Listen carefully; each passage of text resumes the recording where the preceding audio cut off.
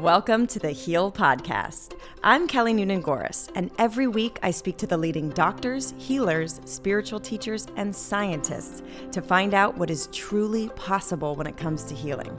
I also interview real people with extraordinary healing stories.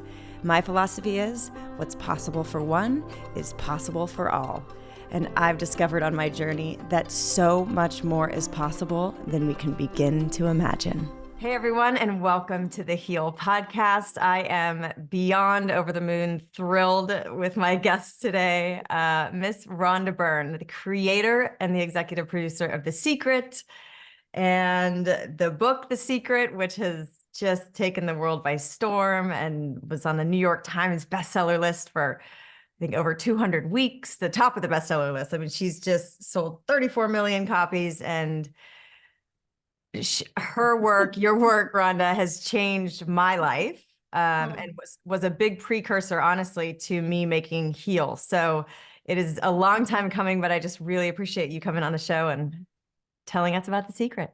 Oh, wow. Thank you so much. That makes me really happy if it inspired you, because Heal is fantastic. So, and I just think the more people that can get out there and talk about the truth, the world will be way better for it. So, but it's such a joy to be here. So thank you for having me. Thank you. Oh, such a joy. So yes, The Secret, I watched The Secret, I think in 2007, and I started to apply the gratitude journaling. You know, obviously I shifted my perception of life. I was like, whoa, we aren't victims of life. We are co-creators. And that was so empowering. And the practice that I put into right away was gratitude journaling, because I've always been a writer. So I was writing as if I had the things that I desired, and I did it. And Right. in 3 months, I manifested this job that I didn't even know existed. And all of a sudden I was making the money and getting, the things that I was, dreaming about and giving thanks for in my journal, I was able to access now with this new job. It was wild. So I became a believer, and, my life was proof that it works, Right. Yeah, I was a believer, boy. I'm a believer, big time. And even if I think about to go back to when we first made The Secret, and when we were making the documentary, we were at the very same time practicing it so making mistakes and then getting it right and all of those kinds of things. But if I think back to then, and then think about my journey from then to now, and how much more that I've come to understand, it's way more. Now I don't believe, now I know.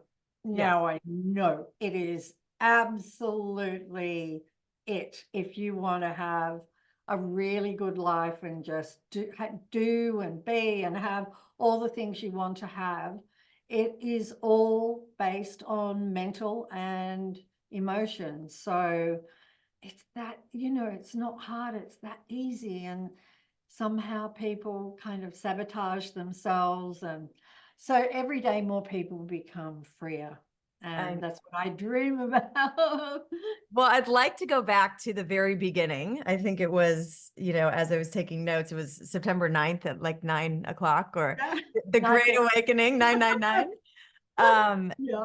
And what I'd love for you to tell that story of, the awakening to The Secret, and then knowing you had to share it. And then I have some questions, because I'm in awe of how, just with that, I want to know more about the awakening, and then how the conviction that you had, in spite of having no evidence to believe that at the time. They're true. Yeah. Yes. Okay. So let's go to the story first, and then we can go to the conviction. So 2004 was a really rough year for me. And it kind of began with my father dying suddenly on the 1st of March. And my parents just had the greatest love affair I've ever seen. And so it was devastating to wake up one day and then just like that, he was gone. And my mother was in such grief. And that year I had a production company, and that year we were making documentaries. Well, actually, no, they're more like kind of films, but on unsolved murders, of all things. Yeah. Of all things. So we had 6 of those going, and I had heaps of crews and edit suites and everything. And we really prided ourselves on the fact that we had amazing teams of people, and the production values of everything that we made and how we treated our staff. Except with this, everything that could go wrong went wrong. And I mean, I was on a frequency of grief. And so, if I think about it, I probably was the cause of all of it. But everything that went wrong, everything that could have gone wrong went wrong. And I was sleeping on edit suite floors, and I wasn't seeing my family, I wasn't seeing my friends.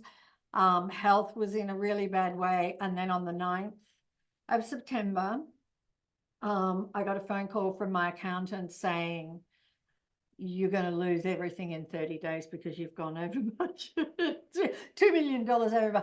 I mean, it makes it sound like I had millions of dollars around me. I didn't. How could be $2 million in debt when I? And he said, you lose everything.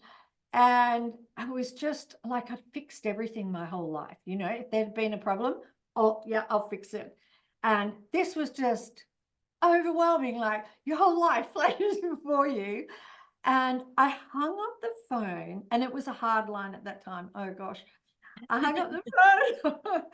And as I hung it up, it rang again, like immediately, right? And so I thought it was him back. And it was my mother, but I couldn't even recognize her voice. She was so grief-stricken. And she said she can't go on. And oh gosh. And so I talked to her for a while. She lived a long way away from me. I told her I'd be there in the morning, and I talked her through until I felt she was good.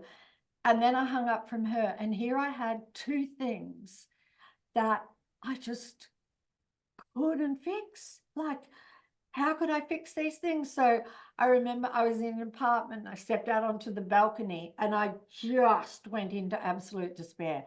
Like, and I've thought about that moment so many times, because I think what I did was I completely and utterly surrendered.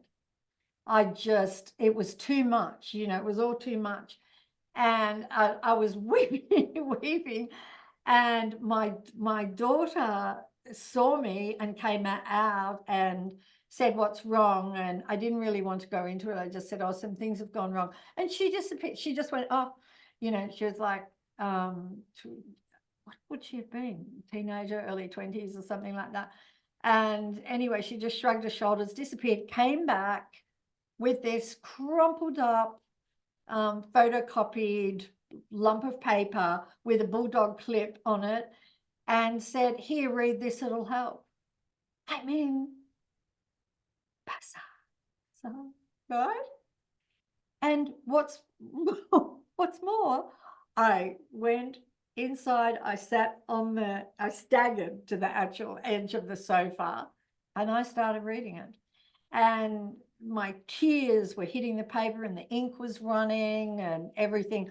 And I'm reading this in 1.5 hours. My life had totally changed. Everything that I believed was true I knew was not.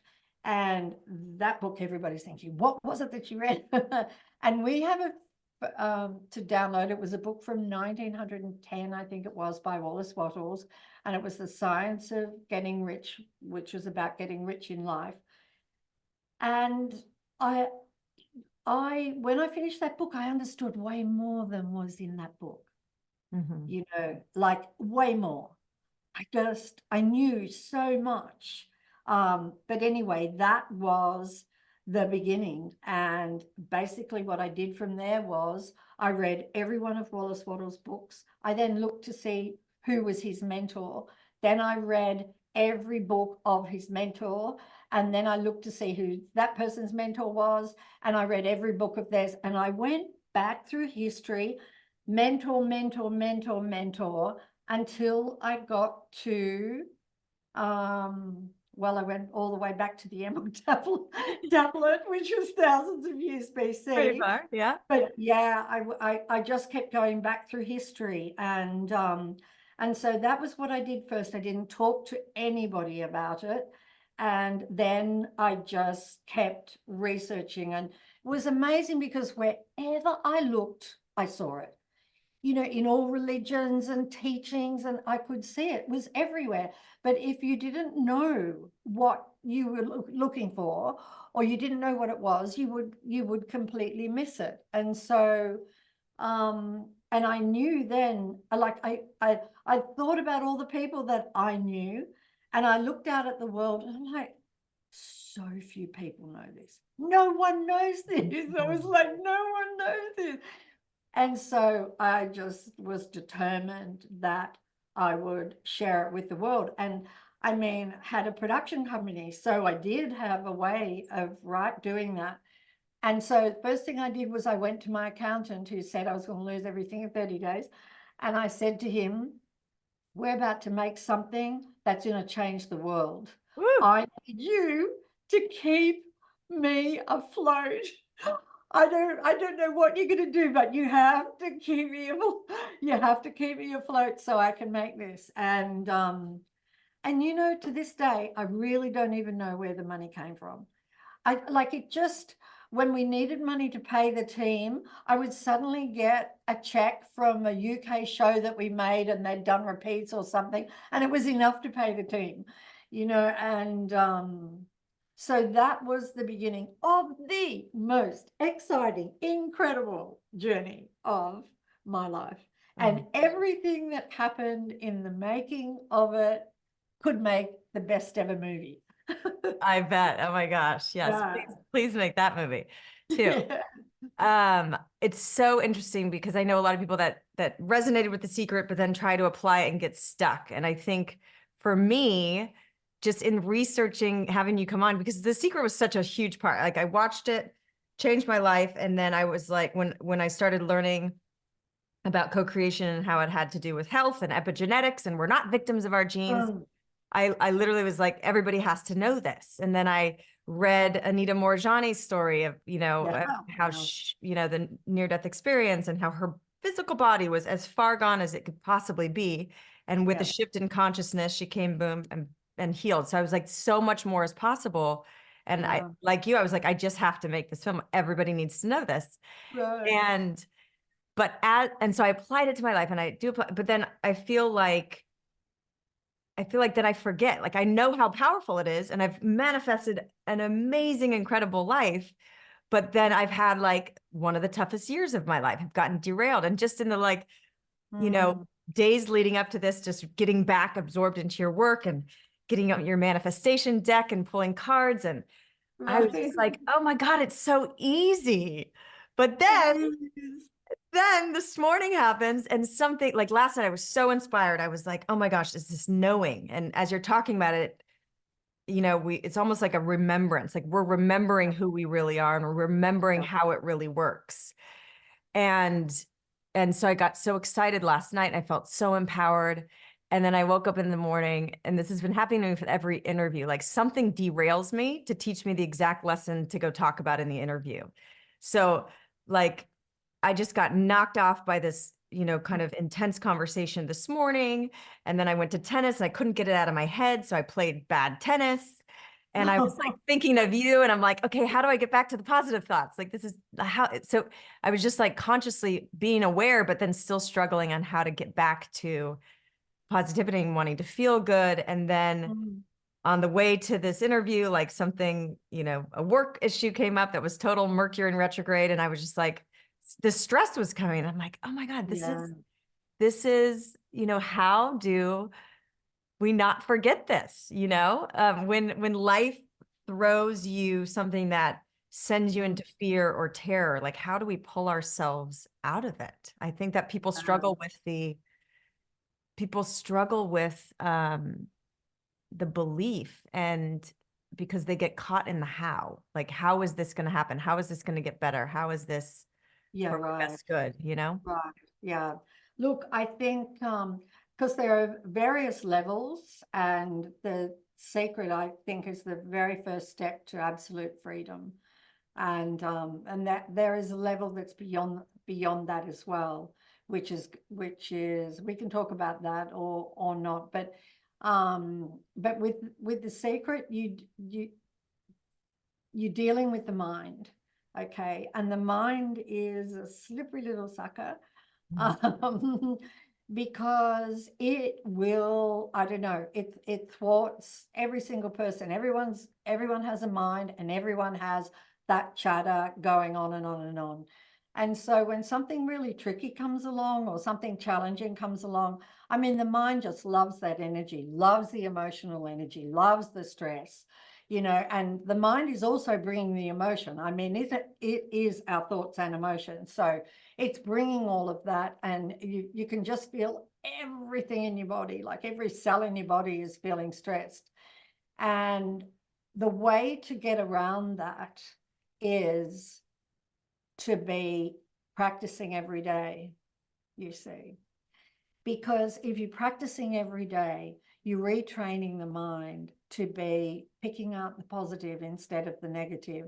You're also changing your frequency, going up, up, up, up, because the kinds of things you were talking about, they were just all on that really stressful frequency. So when you had one thing wrong, like and you went down with it, then on that frequency are all of those other Yeah. things, and you just get them like one after the other. And so that you're not down on that frequency, if you're practicing every day, if you're doing like gratitude every day, or whether you're writing it down or whether you're reciting it, whether you're doing affirmations, visualization, or it's just, so when we're working from the mental plane, it's so important to maintain it, because if we don't maintain it, then we will slip and we will have trouble with something that comes along. So the way to avoid all of that is to be practicing. And it's kind of cumulative, so you don't have to be sitting down doing gratitude every morning, but in the beginning you do. In the beginning, I would say absolutely. Like what I used to do when we were making The Secret was I would not get out of bed until I had tears of gratitude in my eyes. So I would go through all the gratitude of all the people that I'm grateful for and everything I'm grateful for. And then when I had tears in my eyes, because I knew then that I really released resistance and that I'd had a complete meltdown and that my frequency was incredible to go ahead and make The Secret.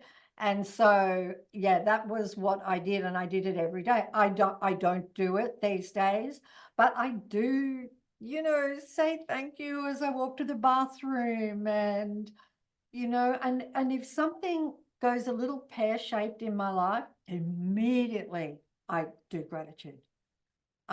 Just immediately. So when we are working from the mind, it's just a program. That is all it is. And so when we're working from the mind, we really need to be putting the positivity in. And then you just won't have the same reaction when something comes along. It won't affect you in the same way. You won't see it as such a big problem. It'll just be water off your back. And the one thing is for sure, you won't have all the other things that follow.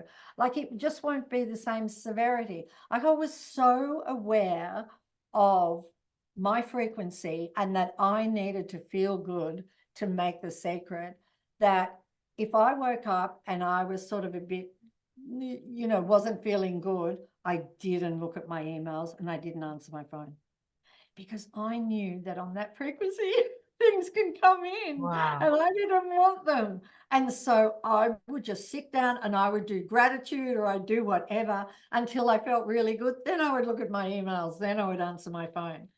So it's so great, because with the power to be a co-creator in life comes responsibility. So you're taking full responsibility for what frequency you are on. And that takes practice, especially if you're starting later in life, to develop those habits and just practice the awareness capacity to know what you're feeling, to know when you're triggered, to know what you're thinking, or when your thoughts get, train barreling down the track of negativity.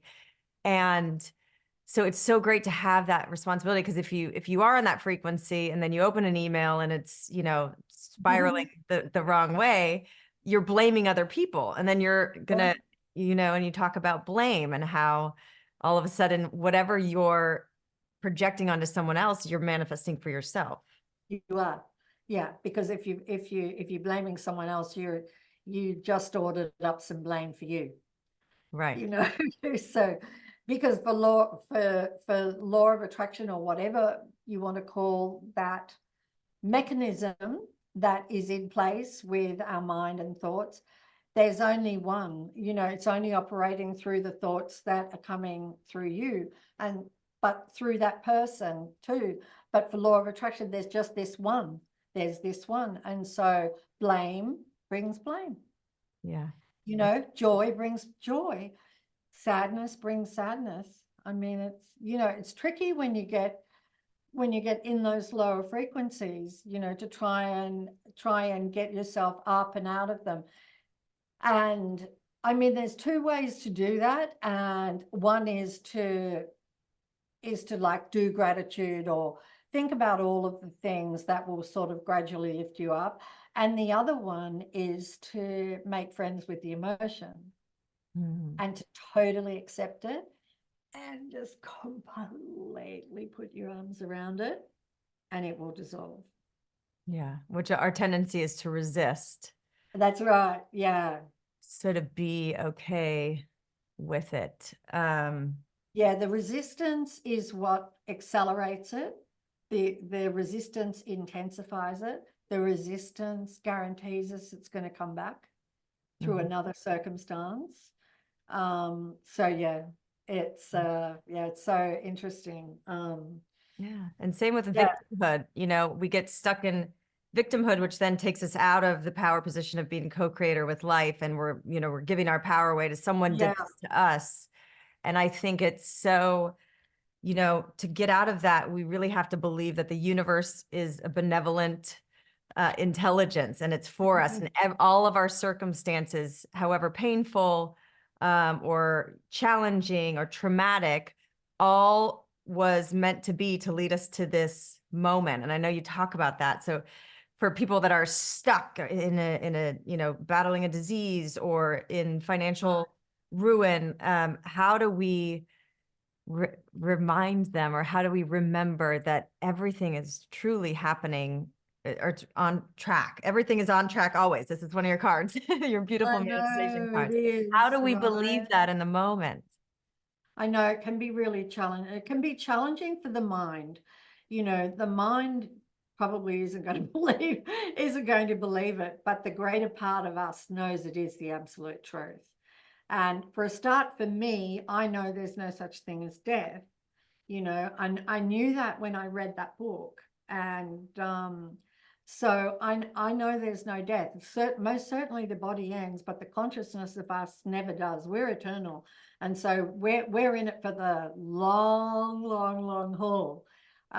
So even, with a diagnosis, like all of us are going to have to drop this body at some time or another.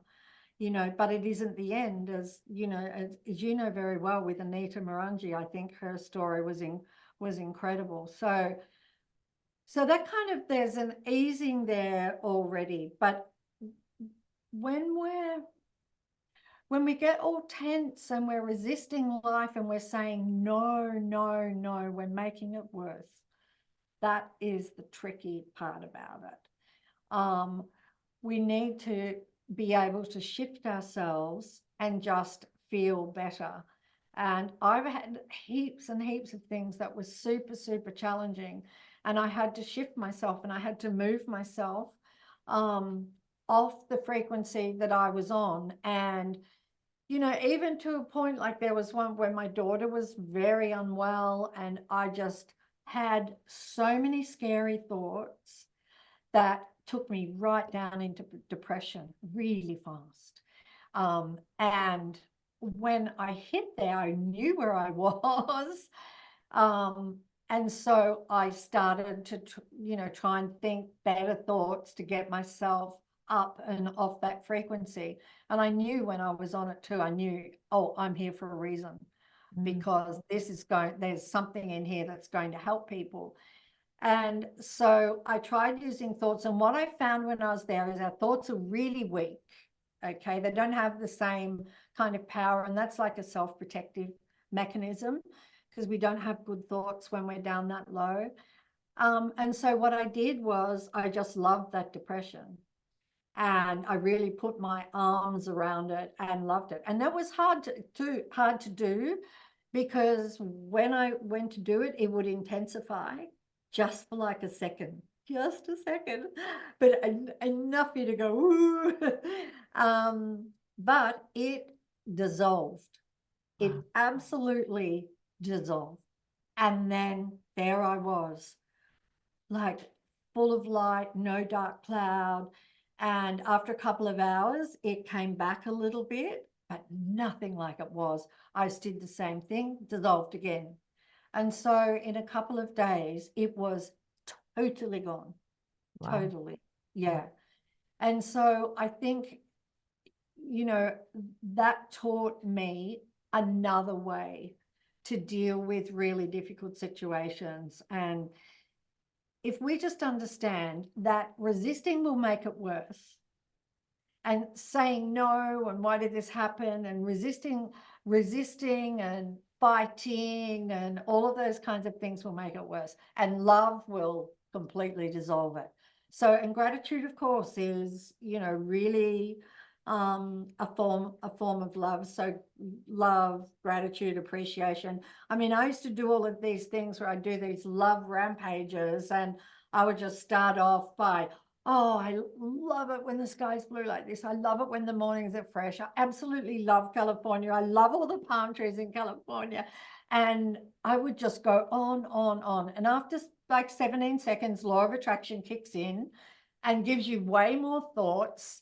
And I would just do this rampage, and then I would feel incredible, like for a few minutes, and then I would feel amazing.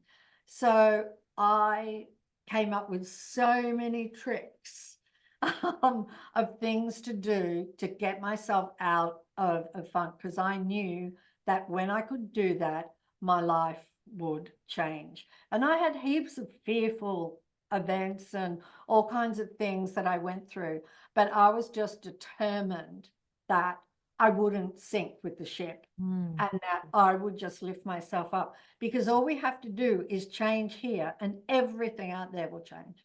Yeah. Like if we had to change the world, how hard would that be? Try and change the world. Yeah. Go fighting the world. All we're going to do is change here. Like, it's so simple, really. Yeah. Oh my gosh. Yeah, that's you say that on the frequency of joy is brought everything you ever want. I quoted you on that on a little Instagram story I posted this morning. And you talk about if you're in joy, you manifest quickly. I'd love for you to talk a little bit about timing, because I know people are like, I've been doing the thing and nothing's working. Like, is there ever a time where you're desiring something and you're feeling as if, and you're doing what you think is right?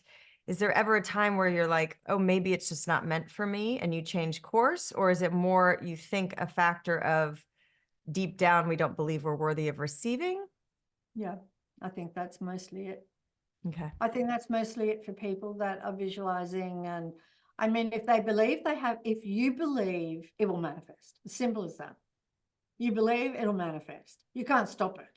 So, it's going to manifest. So if it hasn't manifested, then it's not, there's not the full belief. And we could feel maybe like we are believing, but there could be another belief from our childhood or from earlier in our life that is one where I don't deserve it.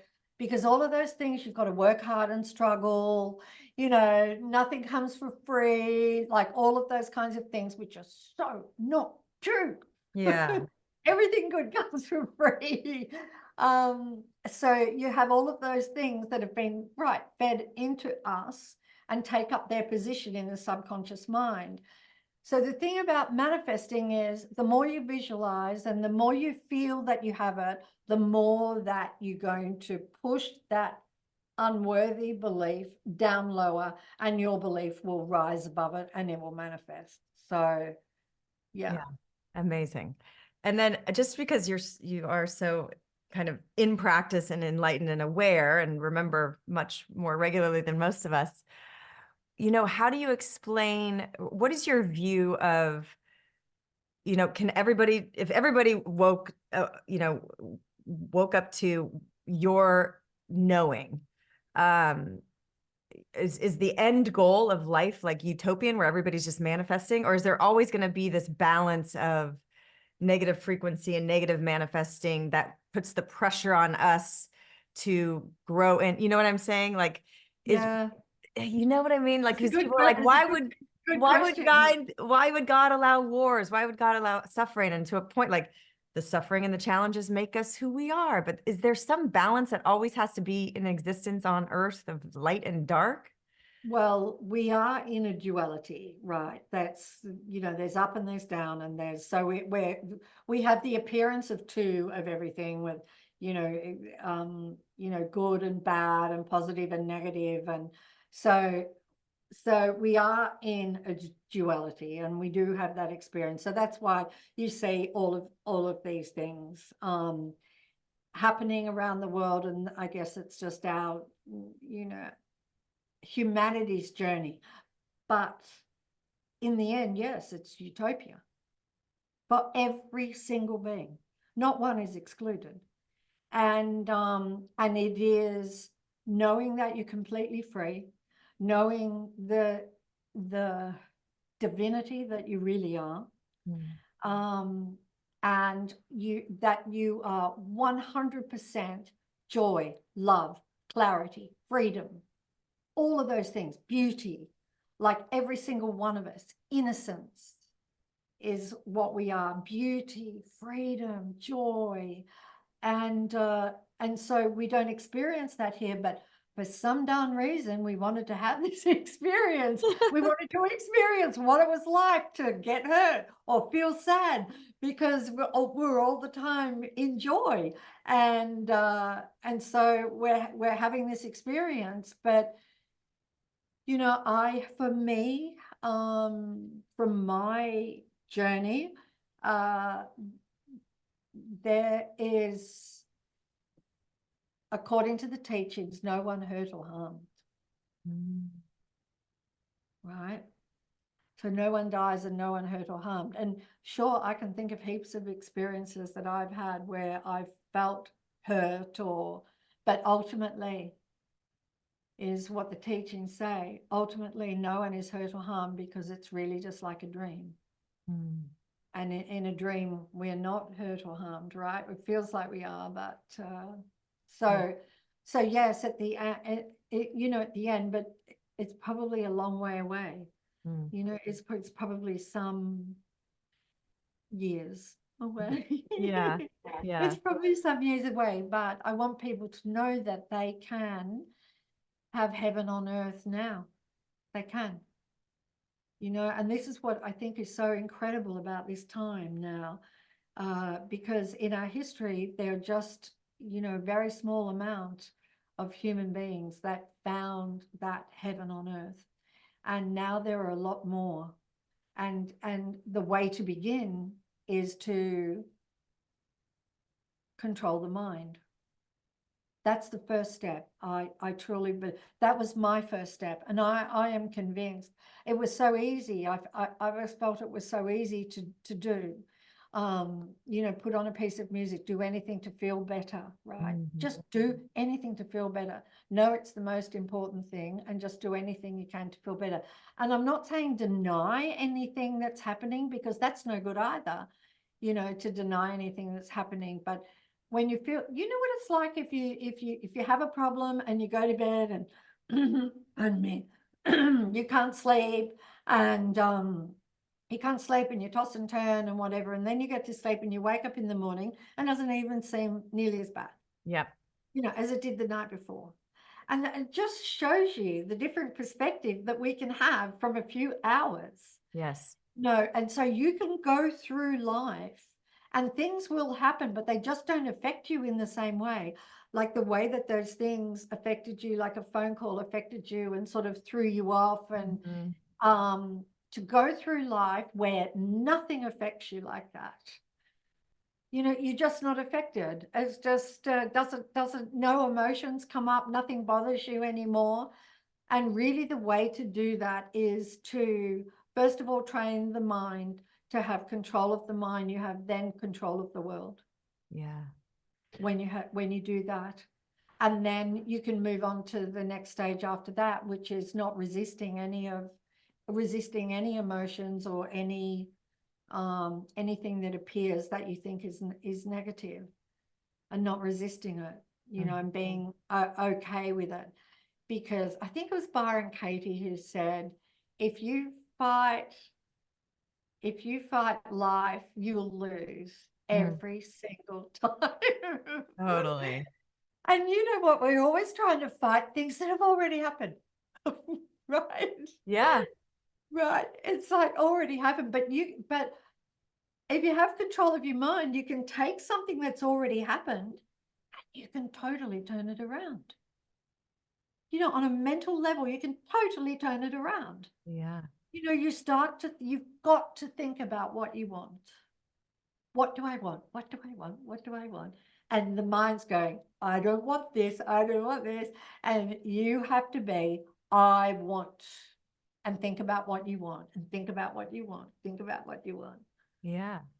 And know that, I think we don't realize how much we limit ourselves, Yeah. and so, acting as if, can you tell a story, one of your favorite stories of where there was just no way, whether it's for you or, your millions of followers who have shared stories with you, where there was just no way that they could get what they wanted, but they acted as if, and they, and then Right. it appeared. So just because I really think we get trapped in the, people are like, well, I get this much in my paycheck. There's no way I can afford this. They're limiting the universe, All the showing time. opportunities that just weren't even in their consciousness. So how do we keep those limits off of us and just not focus on the how and just focus on what we want and Right. believe? So one of the things is, because there's kind of a world belief that money only comes to me through my salary and my work, right? Most people believe that. That's what they believe. And so if you think about that, that is stopping the universe from giving them unexpected money from everywhere, from everywhere. And so the very first thing to do is to do an affirmation that overrides that belief that the world gave us, and to say, money comes to me from everywhere, from all unexpected ways. And to really say it until you start to see that money coming in. And so that's just a really simple example. But I remember there was this woman who wanted to buy a horse and she couldn't afford a horse. There was absolutely no way she could afford a horse. And so what she did was she went and got a bridle. I think it was a bridle. I'm not a horsey person, so, but it was even though I absolutely love horses and my daughter rides them, but so she bought something really simple and she put it on her kitchen table. And so she was saying to the universe, I have the bridle and there's an absence of the horse, because I am convinced that the universe abhors a vacuum. I'm convinced. I've proved it time and time again. Okay. Right? It abhors a vacuum. So you got to create the vacuum. And so she did, that's exactly what she did. She got that and she put it on her kitchen table and she looked at it every day as though that belonged to the horse that she had. And she got a horse for nothing. And the way she got it was through this person, this event, that, like this whole string of things. And she got this most incredible horse, and that's the way it works. And all she did was to do that, was to have a bridle. So I remember there's other wonderful story of this woman who was walking. She was going to a meeting and I think she was in the UK, and she walked past a bridal store. She wanted to meet her perfect partner, right? And she went on all the dating things and she couldn't meet anybody. Anyway, she walked past a bridal store, and for some reason, she has no idea why, she went into that bridal store and tried on a bridal dress. She didn't have a partner, nothing. She bought it. She bought the dress. Okay. She walked out the door and she actually physically ran in to a guy. Oh my God. Physically ran into a guy and ended up by going to a meeting, having coffee with this guy who she ended up by marrying. Wow. She created a vacuum, Yeah. right? She Yeah. really did. Yeah. That's So yeah, there are lots of, amazing stories like that. And people like, I remember the Spanx lady, I've forgotten her name. She's so great too. She asked the universe for $1 billion idea. wow. Yep. And Spanx came. Yep. Wow. And it came, and she had her scissors and cut out all the things, and that's what she got, $1 billion idea. You can ask for anything, Wow. absolutely. Sarah Blakely, thank you very much. Yeah. Sarah Blakely. Were they Yeah. holding up a sign? Yeah. Yeah, they were. Yeah. I love those examples, and it's just such, to create a vacuum. So many people are going to walk away from this going, what vacuum can I create? How can I act as if, which is so cool. For parents listening, and you mentioned on it before with your daughter, like, say, God forbid, your child is going through leukemia or something devastating that you feel powerless over, or your son is struggling with drug addiction and you want to change it for them. Like, what is the advice that you give parents when when they feel helpless in helping their child? Can we manifest for someone else? What's the Wow, best way? it's a really interesting question, that question, because each of us is an individual creator. So by rights, no one can create in our life. However, if somebody is sick, and if a child is sick and they really want to be well, then if you add your power to that, then you're really adding a lot of energy, you see. So if you see them well, and you, for example, if they're 6 years old, see their 10th birthday, see their 21st birthday, close your eyes, see it, see everyone there, see them well. If that child wants that too, and we automatically think they would, but we don't know, we're not inside them. So, but if they wanted to, then you're adding really great energy, and it makes a huge difference. What was your other question with that? So it was just an example of, like, a child that's in an abusive relationship or in, addicted to drugs, and you just don't know how to pull them out of that. Yes. And so with drug addiction, it's a real tricky one, because it's obvious everything that occurs to us is part of our journey, right? That was the journey that we were going to have. And if that person, and we already know this, don't we, come to think of it, that the ones that kick drug addiction or alcoholism are the ones that just decided they'd had enough.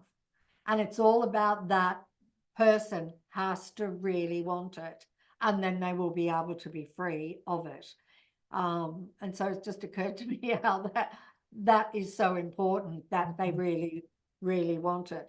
And I've had a lot to do in that area, and of drug addiction, and I know I've been to lots of, I don't suffer from any drug addiction, but I've been to lots of meetings. And one of the things that I realize with the people that speak at meetings, whether it's AA or whether it's drug addiction, is those ones that stand up and speak and tell their story are very conscious.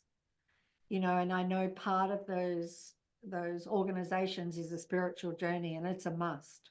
It's a must, and I think that's absolutely fantastic that it is.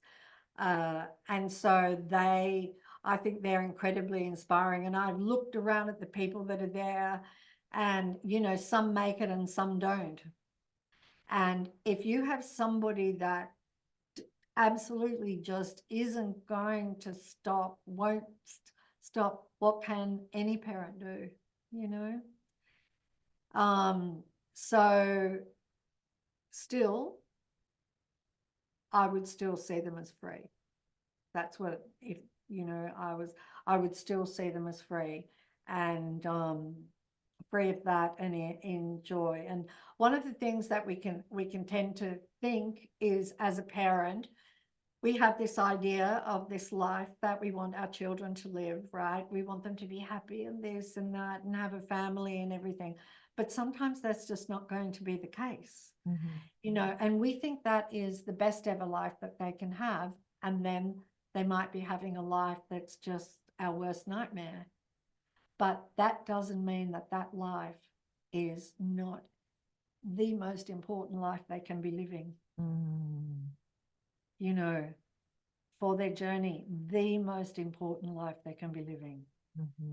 Because if they're living it, then it is the most important life they can be living. And so I just offer that thought as well, that we have such a tiny perspective from here, do we not? You know, we're like, it's like we're looking through a keyhole. You know, we can't see all the bigger picture of, you know, that no one dies, and ultimately no one's hurt or harmed, or, you know, and that we're eternal, and we can't see that bigger picture. We're like looking at this tiny little thing. And maybe if we could see the bigger picture, we would see that every experience that every one of us has is gold and essential for the growth of that being, and beautiful because it's taking them to the next step. Yeah. Oof. That's it. It's just, it is. It's that belief that we are all, I've said this so many times, people might be sick of it now, but it's just like we're little fractals of the divine. We're here experiencing different aspects as humans, you know, physical beings or spiritual beings having a physical experience. And so as you're speaking, it's just really about like surrendering and like giving up resistance and stop, you know, it should be this way, it should be that way, it needs to be this way for me to be happy, and just really surrendering and accepting that things are unfolding really perfectly and for what everybody needs. And so to realize, as you're speaking about, it's just all really about controlling the mind. Our mind is designed and hardwired, you know, to look for threats and danger and survival, and you're just giving us the reins rather than just letting it go loose into negative manifestation, which is, you know, focusing on the worst case scenario or spiraling in fear and focusing on what we don't want.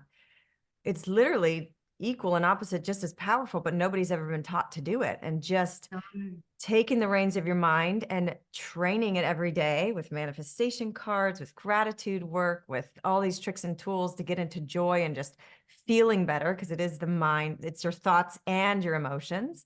It is. And really just learning how to harness the power of the mind, rather than if we leave it to our own devices, which most of us do, you know, we're just going to be complaining, victim, powerless, and at the mercy and resisting all the shit that life throws at us. Yeah. And that's heaven or hell. Yes. And it's not the outside circumstances. You know, we think it is. We're so sure it is. But all of our suffering comes from the mind. All of it. And so, like, I remember this really wonderful teacher, he's like in his 80s, and he said these wonderful words that I was just like, he said, what's the problem if we don't think about it? And, you know, like, if you don't think about it, suddenly everything is just here as it is. And then if you think about it, then there's then there's the problem, right? Yeah. And so people would say, oh, but it's not going away. Well, there's the thought. Yeah. And the thing is that when we give up our resistance and we actually do kind of relax and surrender, everything changes. Mhm. That's the amazing thing about it all. Yeah. And it's like like you said with the sleeping earlier, you stop the momentum and Yeah, do something differently, or stop focusing on it, stop obsessing, and go just do something that's going to change your state of feeling, change your thoughts. And then all of a sudden the aperture opens and new solutions to the problem come into your awareness, because you're not yeah. cutting off by grasping or obsessing. Yes. And you know, it was the very reason that we did the cards actually, was to try and keep everybody on track, because it's, you know, in this busy life, it's nothing to pull a card in the morning, you know, if you have, and then you read it. Well, it is impossible for your frequency, if you read a card, for your frequency to be the same after you've read it as it was before. You know, there's something changed in you just from reading that card. And then it, how deeply are you hearing the words, you know, will also affect the degree of change. And so I've always been really big about gratitude in the morning, because that changes your frequency. And the day that you then step into and live is a completely different day from the one you were going to live without the gratitude, right? And so is the same for me with the cards. You take a card and you read that card, and now your day is different, you know, depending on the degree that you hear those words that are just the truth, and to keep you on track, so that you have a really, really great day, and keep training that mind, which is just a program. That's all it is. It's just a program, and training it to be positive. I know, because that is what I experienced. That is what I did. I mean, I trained the mind to be positive, and when you do that, you can't really, like, law of attraction doesn't let you see the nasty things. Like, you'd be walking down the street and you just turn the corner, and then there's a brawl that happened on that street, but you could not possibly be in that vicinity of that brawl, because you are not a match to it. You are not a frequency match to it, you know, at all. Like, if somebody, and it rarely ever happens to me, and I can't remember the last time it did, but if I'm driving a car and someone toots at me, wow, I'm so grateful to them. I'm so grateful, because, and this is, I would use all of the outside world to tell me I need to lift my frequency. And that toot is telling me, lift your frequency, because if you feel good, you are not tooted. That is, It's not on that frequency. It's not on that frequency, right? It just isn't. And so I would use everything like an ambulance, you know, or a fire engine or police car, or if somebody yelled something out somewhere that was kind of aggressive or something like that. If I went into a store and if the person wasn't absolutely gorgeous and you wanted to be their best friend, if they weren't like that, if they were kind of snooty and rude, I would be like, oh, you got to change your frequency. And I would start to do steps of gratitude. And yeah, because you can't possibly connect with anyone like that unless wow. your frequency is dropped. Yeah. I love that so much. If you are not feeling good, you won't possibly be tooted. That's That one. right. It's the best quote. Yes. So the funny thing is, I had the secret deck. I only have 12 cards here. It's a 65 card deck. This is like, what a great gift to people. My husband was listening to you as I was preparing for this interview, and he's just like, this is how I live. This is how I think. He got so excited, and Oh, he's it's like, so so I'm going to take your deck and you're going to get a new one.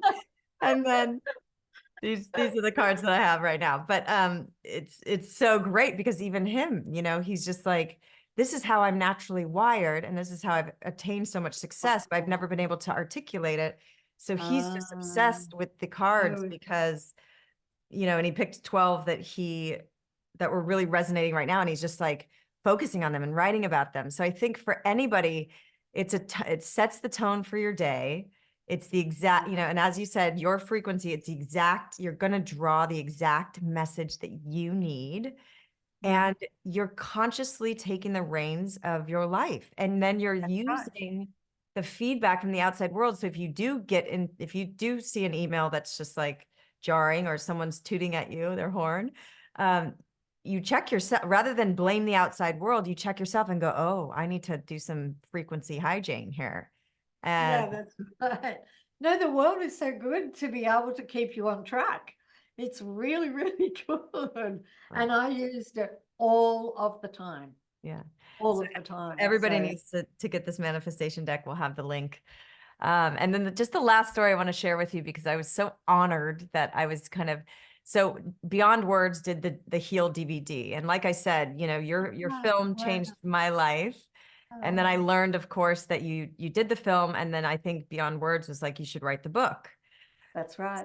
So when Heal came out, very quickly after, it was #1 documentary on iTunes, and was doing really well. And so Richard was like, and Michelle were like, we see this on the trajectory of The Secret, which I was like, I've arrived, like just that correlation. I'm so honored. Bring it on. And so they're like, you should start writing the book. And they're like, Rhonda did it in 6 weeks or 2 weeks or whatever it was. Oh, it was crazy. Yeah. And I was like, okay, I can do it. If Rhonda can do it. Well, cut to, did not happen. Like 9 months later, and I had a baby, and I had no creative juice. But I just think that's a funny story, because, this book took, and then of course I was like, I'm going to sell 34 million copies. I think we've sold like 20,000 or something, but I have no idea how many we sold, but it's not near what you guys have, or what you've accomplished.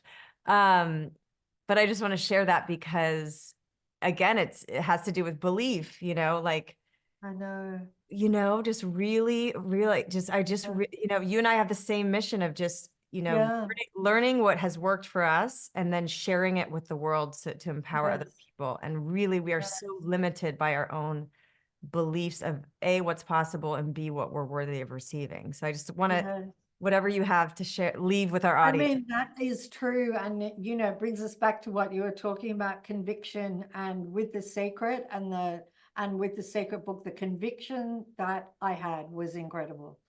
And I would love to be able to bottle that. And I just, with the level of conviction I had, I absolutely know that was what I was meant to do in this lifetime. I just know that was, if I looked at my life, I was totally on track for that. I was prepared for it, all the steps along the way, with everything that had unfolded in my life. And that conviction, it's just the best thing ever to have that conviction. And I don't have it for everything. Like, I want to have it for everything, but I don't have it for everything. But that's okay. Believing will get you there. And then knowing, well, that's instant manifestation anyway, is knowing. So, but in terms of deservability, because I just think that is one of the biggest things. And I know what I had to do to undo the beliefs that I had inherited just from, school and relatives and growing up. I had a lot of beliefs like all of us, and I had to let them go for The Secret to do what it needed to do. I knew that very well. I knew that I couldn't have any of those. So I had a very, very strong reason to drop all of those beliefs and override all of those beliefs, because I wanted The Secret to reach so many people. And so the deservability, oh my gosh, I wish I could give that to people. I wish I could, people, if you listen to the mind, if you listen to what the mind, don't listen to a single thing that the mind says unless it's saying glorious things about you. Because if it's saying anything but glorious things about you, that's all lies. It's lies. every single being is special, just beyond words. And I think it just takes the most enormous courage for all of us to come into this duality and experience all of these things the way that we do, and the challenges and the suffering and the hardships. And but everybody deserves absolutely everything that they want to have or do or an experience in life. They deserve it all. And if you only do one thing, say that to yourself every single day, over and over, until you see your entire life change.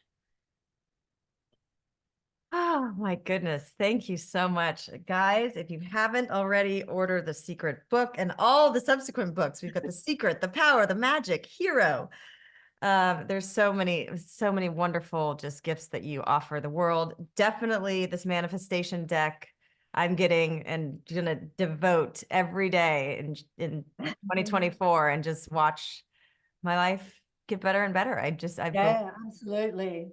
Yeah, get that little mind working for you, because it is an amazing tool, right? It's the thing about the mind, it's only creative. That's all it is. It's just creative. But if we talk about what we don't want, it's creative. We talk about what we want, it's creative. That's it. So, it is the biggest secret. We have the power to use the mind consciously and positively and to create the life we desire. We do. Absolutely. And you are giving us the tools. So thank you so much. I am beyond grateful that I was able to connect with you. And I loved it, Kelly. Thank you so much. Yeah, you've really enriched my life and empowered me and given me these tools. I can't wait to recommit to this daily moment by moment practice, because it really is everything. So thank you. Thank you. Thank you for listening to the Heal Podcast. Be sure to tune in every Thursday for more empowering wisdom and inspiring healing stories. And make sure you hit the follow button on Apple, Spotify, or wherever you listen to podcasts so you don't miss that one episode that holds the answer you've been searching for. And please rate and review us so that we can grow and reach more people. Thanks so much, and be well.